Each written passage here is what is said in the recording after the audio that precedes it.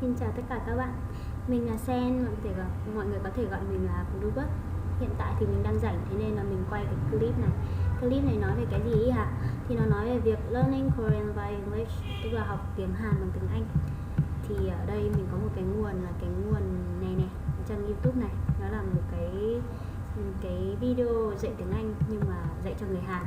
Thế nên là nó có cả tiếng Anh và tiếng Hàn ở đây. Vậy thì mình nghĩ học theo tiếng Anh là tốt nhất, và vừa giúp các bạn có thể cải thiện tiếng Anh của mình, vừa giúp các bạn là có thể là nhớ được và làm quen được với tiếng Hàn một cách dễ dàng nhất. Và chúng mình sẽ bắt đầu với cả chữ cái A trong bảng alphabet. Ở đây cụm từ đầu tiên chúng mình có là gì? A piece of cake. A piece of cake. Tiếng Hàn là 누워서 떡 먹기네요. 누워서 떡 먹기네요.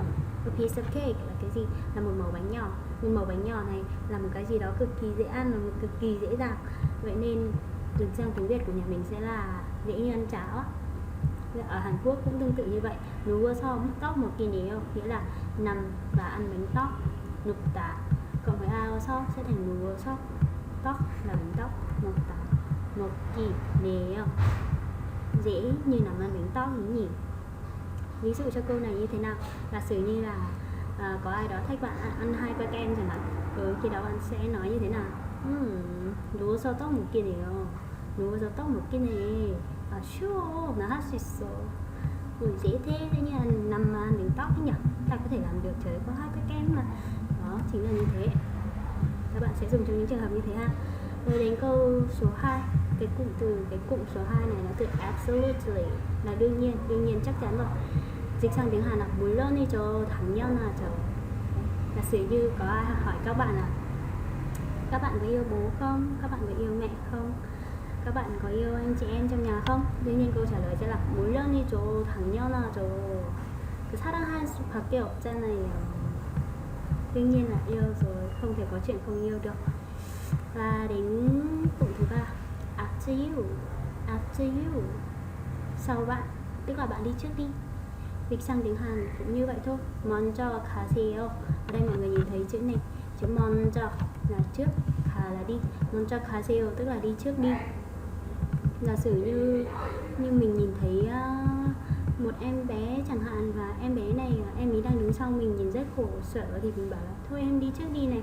먼저 가세요. 저 괜찮아요. 먼저 가. Mọi người đi trước đi. 먼저 가 빨리. Kiểu thế. Thì câu 4. Tới câu 4 ở đây là always. Always nghĩa là gì? Always nghĩa là luôn luôn cái gì đấy. Ví dụ như là sở thích của bạn là đọc sách đúng không? Thế thì bạn có hay đọc sách không? Như là always. 항상 그렇죠. 항상. Ở đây 항상 chính là luôn. Tại vì 항상 không thể đứng nguyên được trong một câu, vậy nên là người ta ở đây người ta có thêm một động từ là như thế, như vậy. 그렇다. 항상 그렇죠. luôn là như vậy, luôn là như thế. 네가 책을 자주 봐? 항상 그래. 항상 그렇죠. Rồi đó, tới câu 5. Câu 5 ở đây là một từ bắt đầu bằng A, và từ này rất hay nghe, đó là amazing. It's so amazing. Amazing. Đó. Vậy thì tiếng Hàn từ amazing dịch ra sẽ là gì? 대단하네요. Giả sử như bạn nhìn thấy một cái gì đó nó rất là tuyệt vời diễn ra trước mắt của mình, khi mà kiểu như là xem những cái chương trình nào đó mà người nào mà hát siêu hay chẳng hạn. Wow, amazing. 엄청 대단하네요. 대단해. 어떻게 그렇게 할 수 있어? Giỏi quá giỏi. Vậy làm thế nào mà họ làm được như vậy? Vậy đó chính là như thế. Vậy chúng mình đã xong cụm từ số 5 là amazing. Và cuối cùng những cụm tiếp theo là đến cụm số 6 ha. And then. Sau đó thì sao? And then. Dịch sang tiếng Hàn của chúng mình sẽ có cụm từ 그리고 나서는요. 그리고 là và, 나서 là một cái từ diễn tả với sự việc nó diễn ra sau đó. 그리고 나서는요. Sau đó thì sao? 그리고 나서는요. Giả sử như bạn đang kể một cái câu chuyện gì đó, ví dụ như là nè, hôm qua ta gặp được người ta thích ở công viên đó. Xong rồi bạn sẽ nói như thế nào? 그리고 나서는. Sau đó thì sao? Chẳng có gì xảy ra cả. Rồi, vậy chúng mình xong câu 6 là tiếp đến câu 7. Any good ideas? có ý kiến tốt nào không, có thêm ý kiến hay nào không? Tuy nhiên câu này dịch sang tiếng Hàn y như nghĩa đen thôi.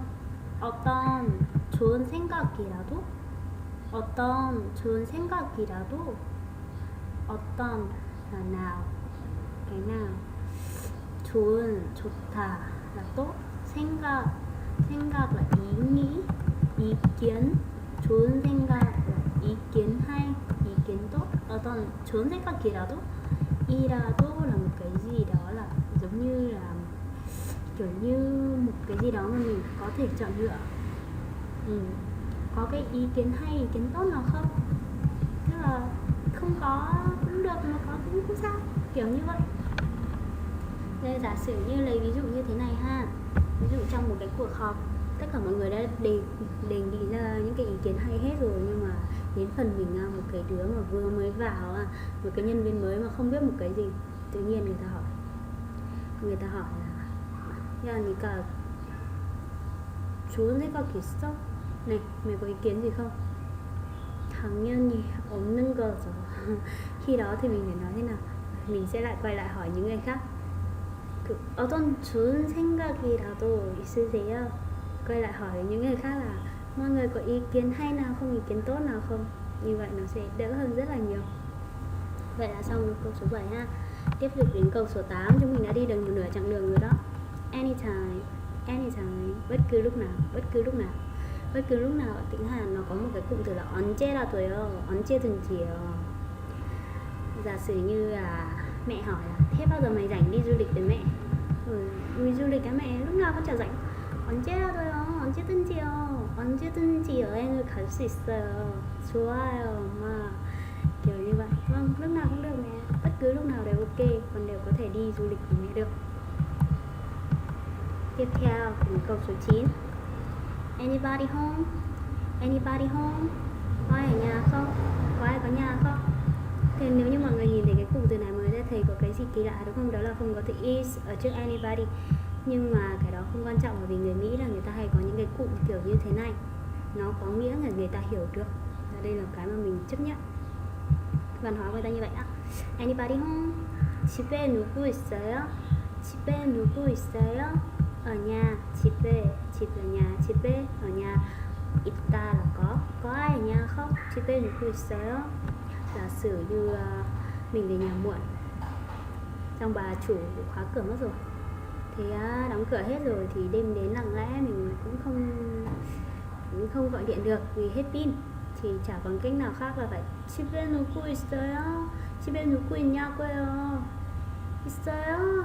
없어요? Cái lúc đấy thì chỉ có gào thét lên có ai có nhà không? Không có hay không có vậy mà thôi. Và tiếp theo câu số 9 xong rồi ha, đến câu số 10 lại tiếp tục một kiểu dạng giống như any good ideas thì dùng sẽ anything else. Còn cái gì khác không? Vậy thì còn cái gì khác không? Tức là ngoài cái đó ra còn cái gì không? 그 밖에, ngoài cái đó ra, 그 là cái đó, 밖 là ngoài, 그 밖에 또 뭐예요? Ngoài cái đó ra còn cái gì khác không? 그 밖에 또 뭐예요? Giả sử như là chúng mình đang chuẩn bị đồ đi picnic chẳng hạn.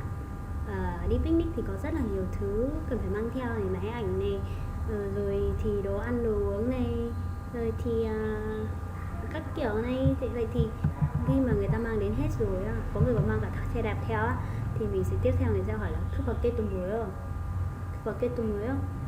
Còn gì nữa không? Còn cái gì nữa không? Nó còn hả? Kiểu thế. Rồi tiếp theo đến câu số 11. Cái này có lẽ hơi lạ với cả mọi người, hoặc là ở nhà mình, người Việt Nam mình ít khi hỏi câu này, thế nên cũng khá là lạ. Are you in line? Bạn có đang xếp hàng không? 지금 줄에 서 계신 거죠? 지금 줄에 서 계시죠? 서 계시나요? Bây giờ anh chị có đang xếp hàng không ạ? Kiểu như câu hỏi là như vậy. Thì trong cái văn hóa là mình phải xếp hàng, thế nên là người ta sẽ luôn có cái câu hỏi Are you in line? 지금 줄에 서 계신 거죠? Bất cứ khi nào cũng vậy, khi mà hàng hóa Trời ơi, cái bà cô này tự nhiên đến xen vào cướp hết cả hàng của người ta đứng đợi đấy suốt 10 phút, 15 phút rồi mà tự nhiên xen vào trước nhà người ta đứng là như thế nào, như thế là không được. Đấy, kiểu như nhiều lúc cũng bực lắm chứ, mình chờ suốt 5 phút, 10 phút rồi tự nhiên có bà cô ấy đứng trước, thế thì phải làm như thế nào? Thì phải vỗ vai bà ấy một phát này, bà ấy quay lại này. 지금 줄에 서 계시죠? Đó, hỏi như thế với vẻ mặt rất là thật là khó chịu. Như thế thì người ta sẽ nhường chỗ cho bạn, chắc chắn đấy. 11 xong ha. Tiếp theo đến câu số 12. Cái cụm này mình cũng hay dùng cái cụm này. Are you kidding? Are you kidding me? Are you really kidding me? Mày đừng đùa tao đi à? 놀리는 거 아니죠? 놀리는 거 아니지? Không phải mày đang đùa tao đúng không? 놀리다 là đùa. Thực ra là 놀리다 là bị động của 놀리다, tức là bị đùa. Không phải mày đùa tao đúng không? 놀리는 거 아니겠지? 놀리는 거 아니지? Không phải mày đùa tao đúng không? Giả sử nhé, bạn của mình tự nhiên nói một câu là mày ơi, hôm qua cái anh đẹp trai mà tao thích cái mày, anh ấy bảo là rủ tao đi xem phim. Mày đùa tao đấy. Chém gió, mới gặp một ngày xem phim xem tiếc cái gì. Chém gió. Không thì lại kiểu như mình đang rất là chăm chỉ học bài cũ này, làm bài tập điên đảo đến lớp này, xong thế nào mà thầy giáo lại nhắn cho lớp trưởng một cái tin, mà trong khi cả lớp không làm bài tập, cũng một mình làm nhé. Thầy giáo nhắn cho lớp trưởng một cái tin là thầy cho lớp tự học, không cần phải kiểm tra bài cũ nữa. What the fuck? Trời ơi, bội, làm sao có thể như vậy được? 놀리는 거 아니죠? kiểu như thế. Are you kidding? Xong câu số 12 ha. Đến câu số 13 là Are you serious? Are you serious? 그거 진짜예요? 진짜? 정말? 거짓말 아니지? 진짜? Cái đó là thật hả? Thật đúng không? 정말? 정말? 진짜? Đó, ví dụ như lấy lại những cái trường hợp mày có nghiêm túc không đấy? Cái đó là thật hả? Tự nhiên đứa bạn bảo mày ơi, tao nghỉ học thôi, tao nghỉ học rồi tao đi lấy chồng đây. Chồng 진짜? Có nghiêm túc không đấy? Mày ơi, tao bỏ nhà ra đi đây, tao bỏ nhà đi đây, bố mẹ tao không cho tao quen anh ấy nữa mày ơi, mà tao thích anh ấy thật lòng mày ơi. Mày bỏ nhà ra đi á? 그거 진짜야? 진짜? 네가 뭐 할 수 있길래 그런 말을 해? Mày làm được cái gì mà đòi bỏ nhà ra đi? Thôi, câu 13 xong. Câu 14. At last. Cuối cùng. 드디어. Cụm từ cuối cùng trong tiếng Hàn là 드디어 hoặc là 결국. 드디어 mang cái ý nghĩa là mình đã chờ đợi một cái gì đó rất là lâu rồi, cuối cùng nó cũng xảy ra. Và 결국 là kiểu thì cuối cùng thì cái chuyện gì đó đã xảy ra rồi thôi. Giả sử giống như ban nãy cô bạn ấy nói là tao bỏ nhà ra đi theo trai đây, thì cuối cùng chuyện gì đã xảy ra? 드디어 애는 그 남자친구와 헤어지고 집에 있었어. Biết mình vừa nói gì không?